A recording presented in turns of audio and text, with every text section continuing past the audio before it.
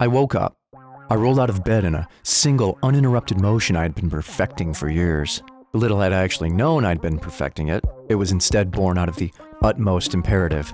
A second lost is a life unearned. The slow jargon secretly pummeled my unconscious mind as it caressed my so-called conscious mind at the same time, perfectly as it ought to be, as it had already been meticulously constructed to do so long before time existed.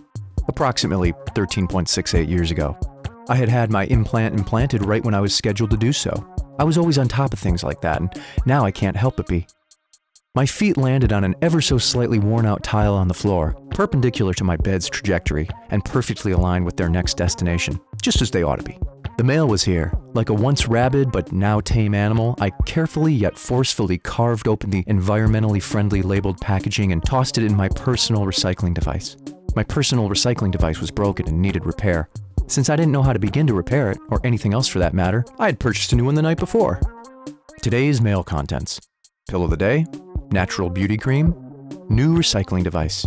I placed my old recycling device into my new recycling device so it could be recycled. The new device was newer, so it was big enough to easily fit the old one inside.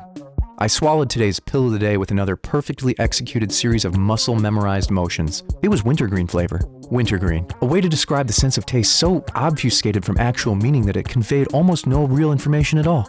Think of it like this. The taste of winter one might think of as cold, and the taste of green one might not think of at all. But with winter having been finally engineered out of existence, at least the actual weather of it, the name continued to stay as means of proper time organization, and the outright identification of colors having been deemed inappropriate. In the same way, if someone asked you, does this make me look fat? Even if it in fact did, it would be rude to answer truthfully. The taste could be virtually anything. And it was. It tasted like anything. After ingesting my pill, I pulled out the container of natural beauty cream. The cream was to be applied in a thick layer to one's entire body.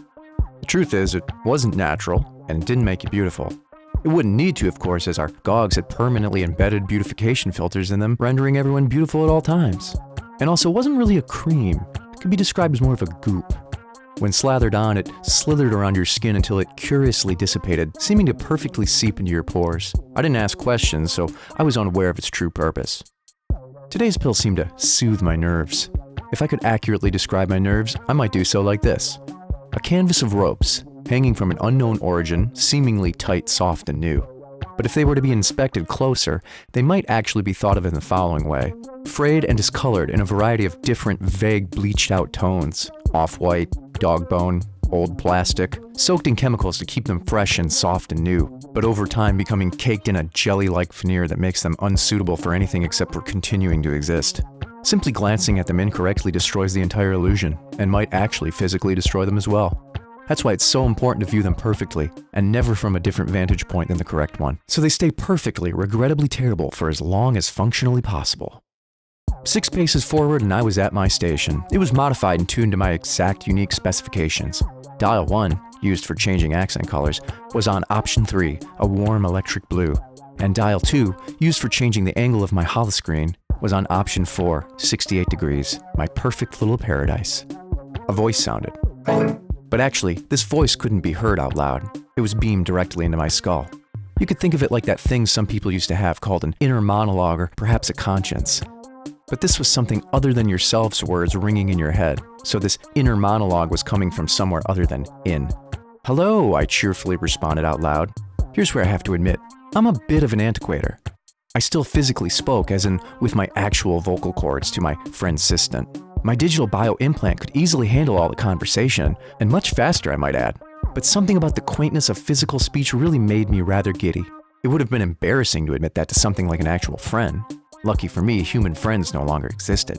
I was spared the embarrassment, and I could exercise my small quirks in relative peace, as long as they adhere to the rulebook. Rulebook rule number 67489.1. Quirks must adhere to the generally accepted level of quirkiness. Any quirks outside the realm of that which is considered acceptable shall be prohibited and must be voluntarily disengaged with and/or significantly altered to the proper amount effective immediately.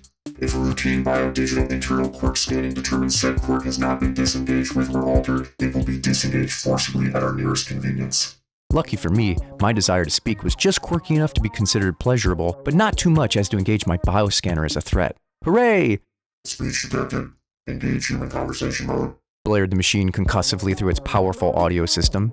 Of course, it needed this system in the event that a subject needed to be peacefully incapacitated. Unbearably loud and piercing sounds are a wonderful way of enacting such a thing. Hello? It repeated this time out loud. "Hello again," I said. How shall I direct you today? Questioned the machine.